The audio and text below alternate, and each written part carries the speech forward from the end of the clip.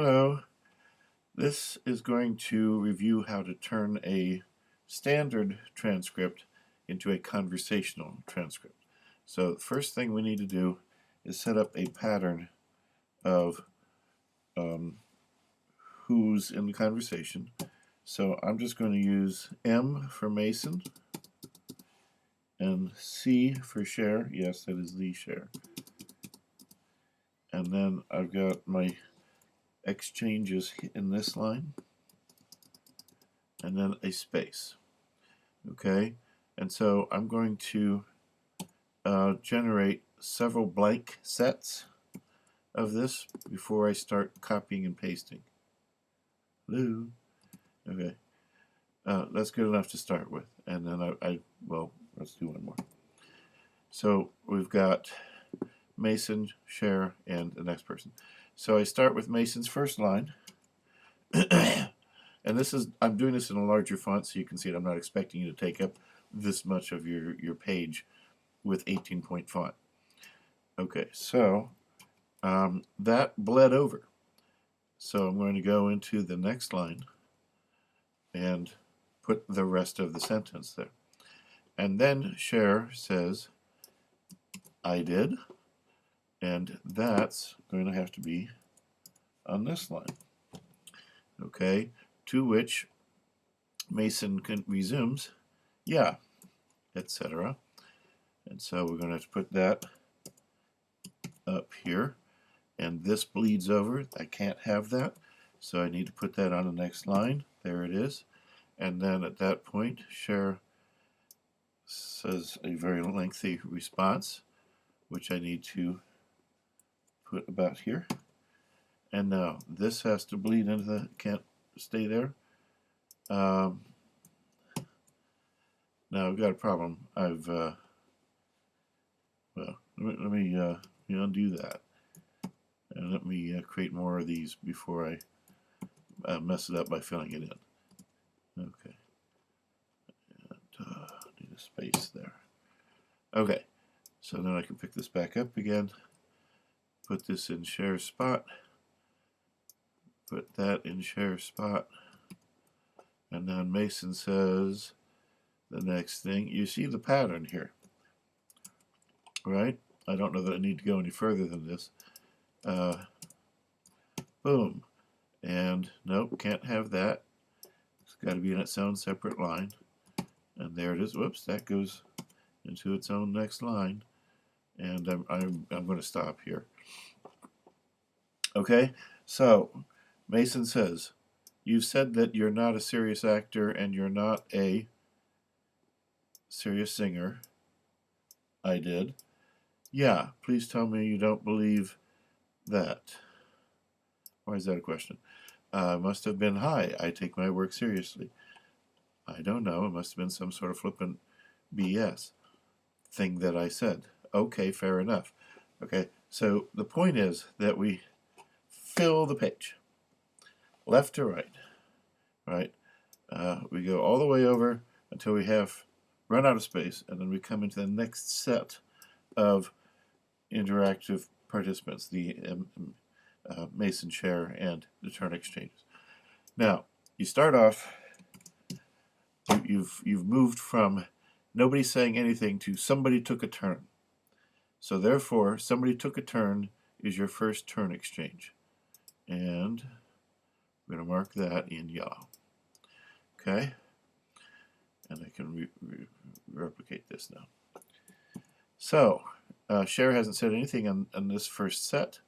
Then she says something in the second set. So I'll get over to where she takes a turn. That's exchange 2. And then there's exchange 3. And unfortunately, it made it yellow in between. I don't want it yellow in between. There. Does this make sense? Somebody took a turn. Mason takes a turn. Okay, there's no other turn here. Right? There's nothing in Cher's line for this entire, let's call this a stanza. That's probably not the best word. A bar. We'll call that a bar. And then the second bar starts off with Mason finishing his thought. Cher takes a turn. There's exchange 2. Mason resumes. There's exchange 3. and Cher doesn't have a turn yet.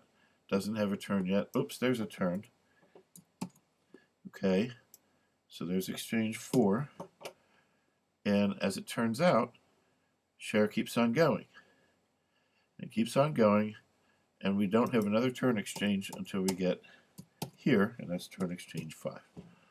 Okay, and so Mason takes a turn, is continuing that turn, and would continue it here. But like I said, I'm stopping at this point. Okay, that's the pattern for conversational analysis. It lets me know if they overlap. So let's pretend that that Mason doesn't give up. He just kind of keeps on talking. And so I might try to do that.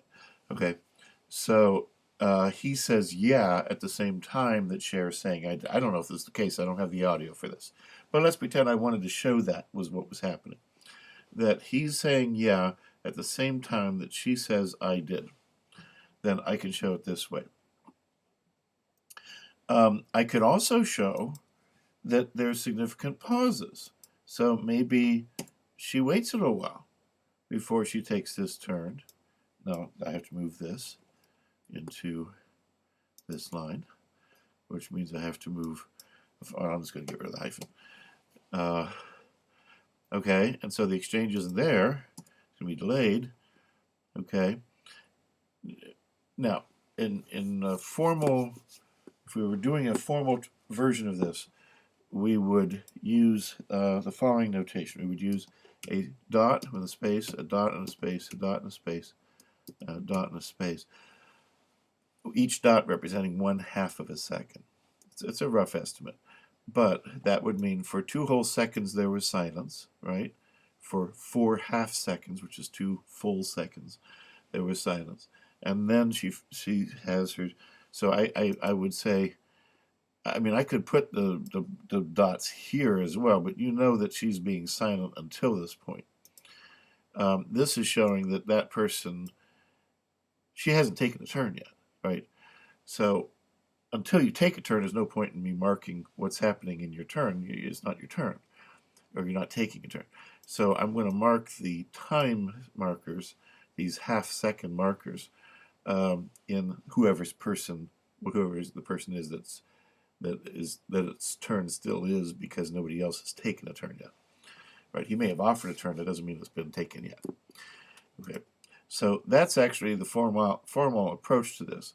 If you have, you don't need to time this out and be precise. But if there's a significant pause, this is an excellent way to show it, and this is a standard approach to doing so. Okay, so there you go. The punctuation should match what they've said. Now, let's pretend that they've cleaned up this transcript, and there's actually more to it. Maybe there's something like this. Let's see. You've said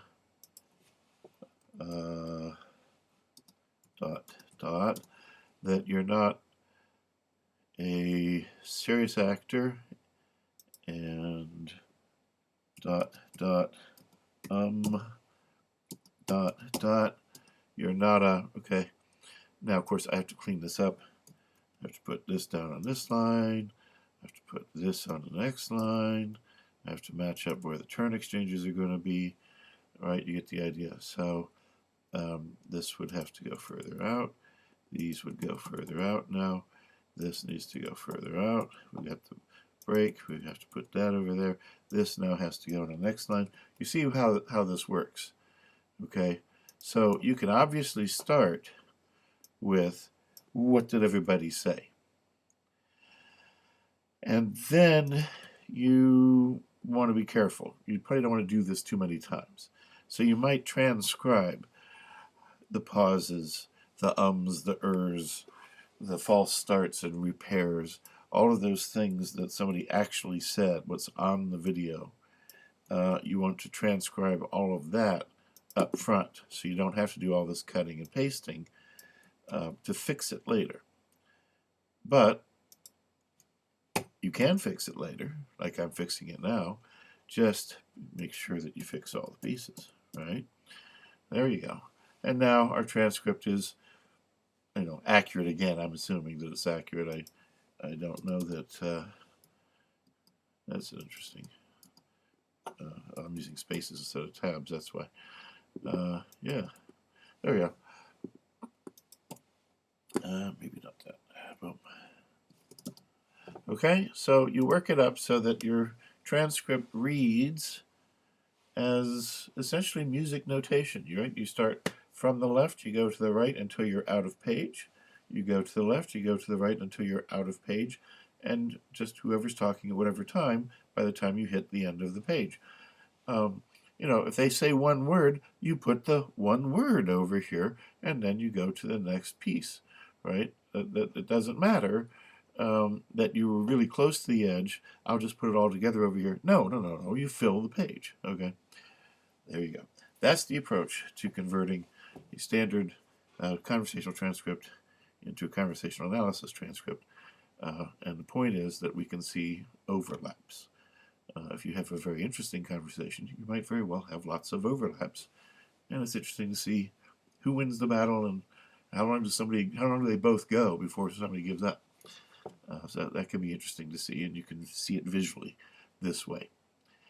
Fair enough. That's it. Thank you very much. Do a whiz-bang job, and